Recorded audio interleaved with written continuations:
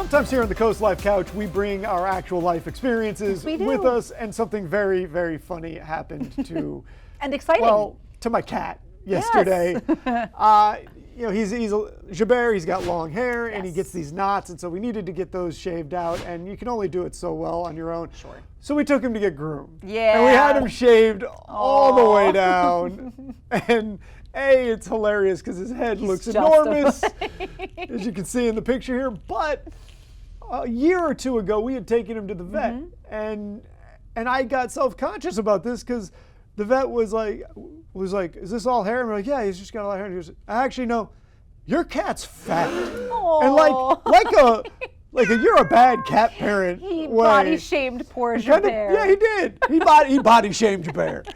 And so I was expecting when we got him shaved down, because you can't even tell, like when you're holding him with all the hair and stuff, you can't really. He's fine.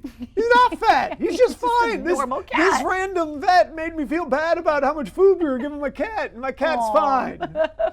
You can tell. Charlie took that very personally. You look great, little man. I appreciate it. But yes, haircut and all. It's not the only form of a pet that you can have. Sometimes you got to go robotic.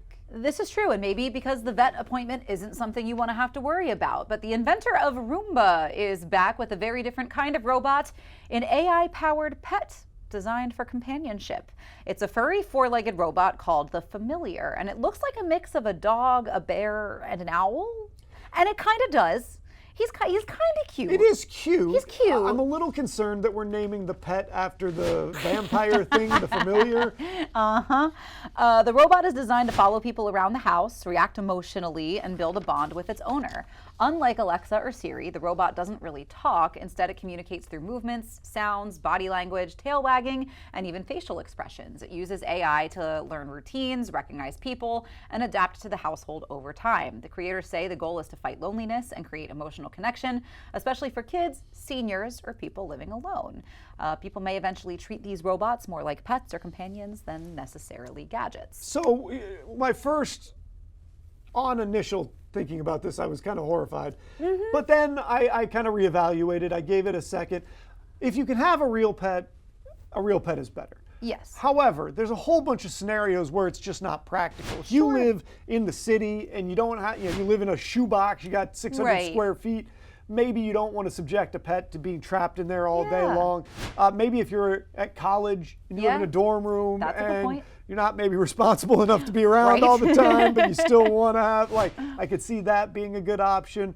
And the same, it mentions seniors, if you're in an assisted living home or something, it might be nice to have something that's paying attention to you, but that you don't have to be good at taking care of. Yeah, I think I'm with you. At first, I was kind of like, oh, I don't know. Even though he is a cute robot, I'm not sure I'm entirely sold, and especially because he doesn't look necessarily like all that cuddly. I think he's not furry enough that if you were to pick it up to try to snuggle, you would be like, oh no, wait, it's just metal underneath. But I think people do crave that companionship. The reason we are drawn to dogs and cats and any other animals we domesticate down the line. I feel like foxes are getting close, so they've kind of domesticated themselves. They're working on it. It's a long process. They've put in the paperwork. It is. They definitely have. So I think we do like to have that loving companionship, and I think especially the unspoken one that we have with our pets. So I'm not entirely turned off to this. A lot of people already kind of treat their Roomba like a pet. So we definitely used to talk to our Roomba before we had cats. So. Yeah, so I get it. I no word on pricing or when it's going to be available to the public or anything like that. But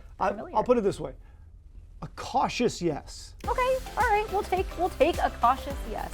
But we do have more Coast Life to get to when we get back. More fun on the way.